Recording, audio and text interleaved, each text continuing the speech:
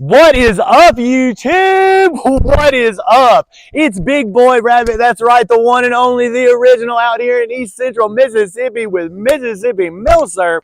And what I'm bringing y'all today is a fresh one. I am just out of the Mississippi Milsurp warehouse, that mythical, illustrious place where I've been in there swinging on vines and dodging booby traps and hucking spears at targets and dodging darts and fighting off the road monkeys and all this other crazy stuff, so I can bring more fabulous things to show y'all and give you more information on some stuff. Now, my producers put a poll up on the channel recently and asked what y'all actually wanted to see. I don't know why he thought y'all might want to see me blasting ducks. It's okay. So the pick was between stick to the old guns or go to the new ones. And that's fine. Guess what? Y'all wanted old guns. So I went specifically into the warehouse today just to go see if I could grab some old guns to show y'all and bring to the channel in the future. And boy, did I find some old weapons. I mean, they're not all guns, but I found some old weapons. First up on the block, we got this Smith & Wesson. No, Schofield number 3. Okay, I think it's either a Smith & Wesson or a Schofield. It doesn't have any markings on it for me to actually know. It's definitely a copy of a number 3 ejects. It's a 4440. It's incredibly old, like super old. It doesn't have a serial number and it doesn't have anything made on it.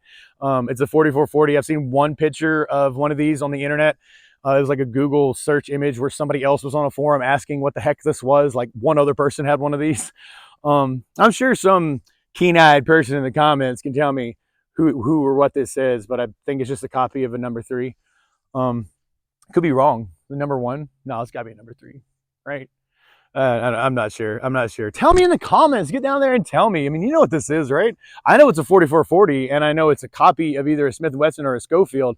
And these suckers revolutionized the gunfighting back in the day in the Old West, because this sucker can auto-eject and then, boom, pop in another 6 rounds, slap her back. Actually, you couldn't rock it like they do in the movies. If you try to do this fancy crap right here, you will throw every bullet out of the gun. They will all throw back. If they don't fall out, they'll like come halfway out and your cylinder lock. You'll look stupid and you'll get shot in the gunfight trying to be fancy. So what you would do is you would eject those rounds out, right? And then you put your next 6 in, you would grab it, lock that sucker, and then pow, pow, pow, pow, back in the fight. All right. So that totally revolutionized these other guys with their Colt Peacemakers that were over here swapping it, hitting the loading gate, swapping, hitting it, swapping, keep going. Nah, screw that. You old boys with the Schofields and then the Smith & Wesson copies of the Schofields, boy, they bam, bullets out, next one's in, back up, pop, pop, pop, pop, pop, pop. And they are slinging lead back down range, whether that be a bad guy against a lawman against a bad guy, a good guy against the, I don't want to say that, a settler against the natives. Because yeah, there was no good and bad to that. But the settlers against the natives, this was very, very handy when you had a bunch of pissed off natives coming to knock on your door and it's just you and your wife and your 2 kids. Boy, well, guess what? You can lay some rounds down range. Now look, the not only thing that they had to lay rounds down range to try to get the natives to get back and, you know, push back just a little bit. It wasn't just these. This is what revolutionized the West. It was these.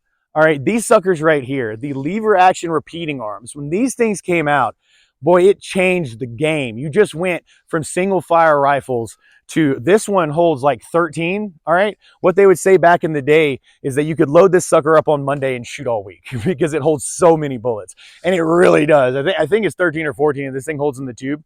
And it's supposed to have a dust cover. Mine doesn't. This one is a slab side 1873 Winchester. All right, this is one of the 1873 slab side Winchesters, iron side, and it's got the brass loading gate, lifter down here. This particular one was made in 1874. It's a 4-digit serial number starting with a 1. Yeah, it was made the next year after they, you know, released these things.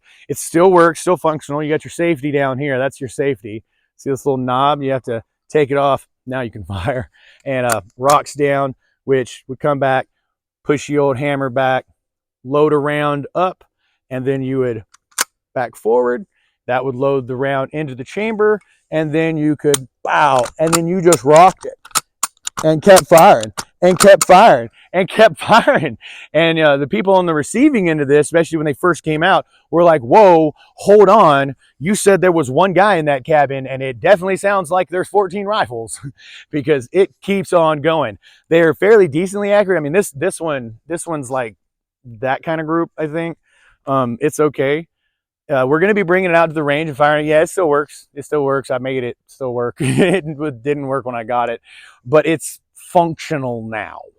And yeah, we'll take it out of the range. We'll run some tests with it, do some cowboy shooting videos. Y'all get excited for that. I love these really old guns, and this is one of the oldest ones that I have. It's a 4440, and I love it. It's really fun. Do y'all have one of these? If you have one of these original 1873s, comment down there and let me know like when you got yours and how yours runs, because this thing is neat and it's heavy. It's really, really heavy. That is something I didn't bring up about. I'm just going to do it. I'm just going to grab it. I don't care. So this arquebus, something about this arquebus. Yeah, you're going to have to go back and watch the other video if you want to know what I'm talking about. So something about this arquebus, this new reproduction. Do you see this? That's how freaking light this thing is. That's, yeah. It's just hard to balance because the thing's like 6 foot tall. Hold on, let me size comparison real quick. I'm 5'11". Sucker's pretty long. But yeah, because it's made with new gunmetal and not like super soaked wood, like it's good wood. That's how light this thing is. I can balance it and keep it up there. I mean, it gets really light. I'm not like doing a balancing act. It's really light, which compared to this gun that's actually from 1874, this thing is heavier than that, and it's not loaded 100%. Let me just verify it's not loaded, no bullets. Yeah, it's very heavy. That was one thing that I don't like about this one. I would kind of rather just carry a wow, what a stutter, leave it in.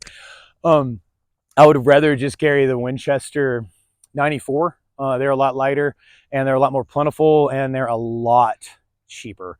You can get a Winchester 94 for like $300 still, and or cheaper if it's been like beat up and used. Like if somebody actually used what a 94 is for, then you could probably get it for like $250. These things are so I did like a bunch of trading to get this, but I think the last one I saw sold was like $2,400, $2,500. Like these things are expensive, so it's not really, I can't really advise you to go look for your own, because one, they're incredibly hard to find, and two, they're very expensive. Three, they're so old that, like I said, this one barely works, like barely, and it probably isn't going to continue to work while I'm at the range, because it's just weak and it's war. I mean, these things were used a lot, like a lot. They didn't have 50 guns back in the day, like they had this. They had this and maybe a pistol. Like this thing got used for everything. You squirrel, shoot him in the head. Rabbit, got him. Jackrabbit, got him. Deer, got him. I wouldn't shoot this at an elk, but I bet you there were settlers that did. I guarantee you they freaking, all right, here we go, big boy. And just emptied all 14 rounds of that 4440 into that elk. And that probably put enough lead to bring him down, not from any kind of terrible wounds or anything, but is probably like what, 5 pounds of lead that you put into it. So yeah, adding 5 pounds to a body mass will probably bring it down regardless if it's damaging it or not. Just think if you were running and somebody tossed you a 5-pound dumbbell, it's gonna mess you up for a second, right? Like it's not gonna kill you, but you're gonna stop. And then I guess you could reload, try to hit it more in the vitals or whatever. Again, I'm more of an ethical hunter. I'm not going to shoot an elk with a 4440. I really don't want to shoot a deer with it. But if, I stalk the deer and we get within bow range of it, a good neck shot, or I like, if it's a doe, a headshot.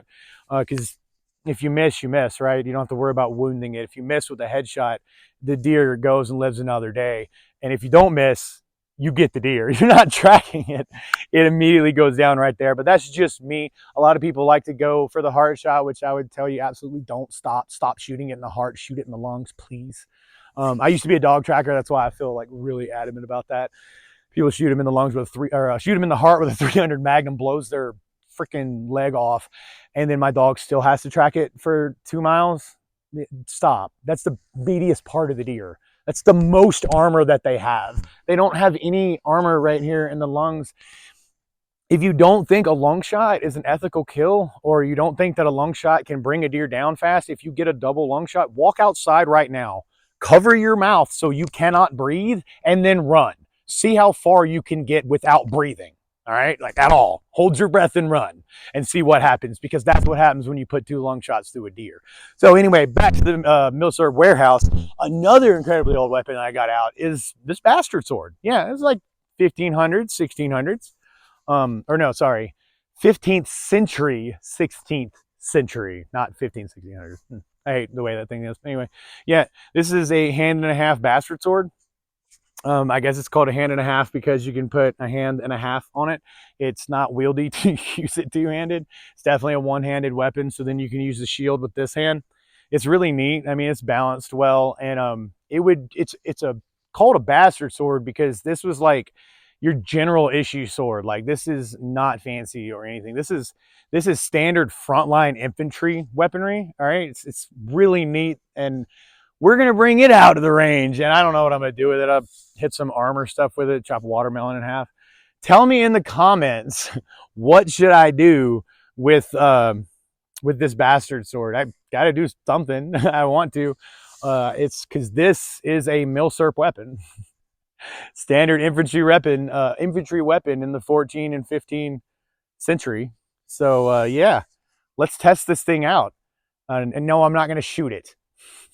And yes, they can split bullets, and I'm not going to, because I don't want to test out, microfractures, because shoot it down here and it has a microfracture up here. Guess what? Snap, the whole thing's ruined. So no, I'm not shooting it.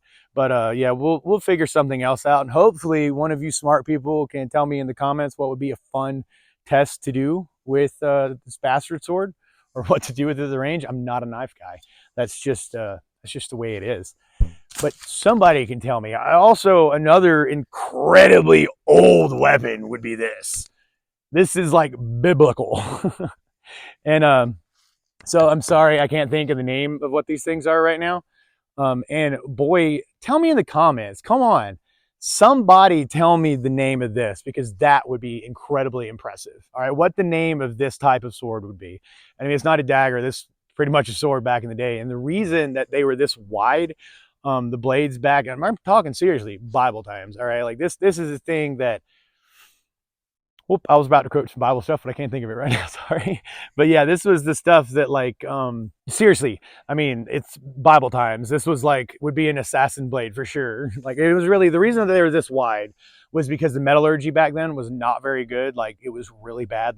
They barely understood that they could take this heavy rock and get it really hot, and then pour it in something that's shaped pointy, and then make of this. So if they actually tried to make a skinny blade sword, it would break, like really easy to break. So they'd make these really wide blades, and this is a new one. That's why it's so thin. The original ones would be like that freaking thick, and they would be this wide, so they would hold up to combat and being able to actually being used. It's really fun. This one is made by Cold Steel. My camera op got it for me for Christmas. But yeah, this is one of those super old ancient weapons, right? Standard issue. If you were rich enough to have a freaking sword back in the Bible times, it would probably look like this.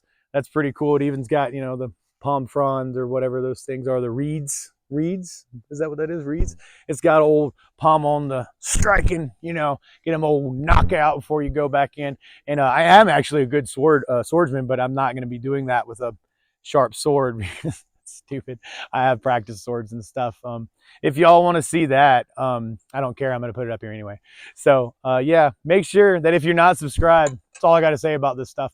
If y'all aren't subscribed, go ahead and hit that subscribe button. And YouTube likes to unsubscribe you. So make sure that you are still subscribed to me if you're one of the 1,400 people that continually watch me. Because guess what? You're not. You're not subscribed. And hit that like button. Y'all asked for old stuff. Here's your old stuff. I got a lot more coming up. We got a lot more digging to do. And this took me about 10 minutes to get in there and find this. So we'll do a lot more digging. But right now, with the way the holidays are, everybody's spending time with their families. I just wanted to bring some of this old stuff out, let y'all know that we're still kicking, we're still going. We got more stuff lined up down the pipe, a lot more blocks coming out. That's going to be really, really fun. I said blocks, not Glocks. A lot of shooting film blocks that are going to be really fun. We have some new scripts that come out that are really, really neat that involve the arquebus and the bastard sword. It's going to be really fun. And I don't know if that'll actually be on this channel. That might be a story time channel with just me. So if you want to hear cool stories about actual wartime stuff, you know, like firsthand battle stories and stuff like that, we're going to go on over and go to a story time with me, so that y'all that just want to see the old guns get shown and see the old guns get shot, that's all you got to be on this channel for. And all the ones that want to see all the extra stuff, they can hop on over to the other channel. So as always, this is Big Boy Rabbit having a blast out here on the holidays. Make sure that you stay safe, hug your mama, drink water, and drink water. All right. I will catch y'all on the next one.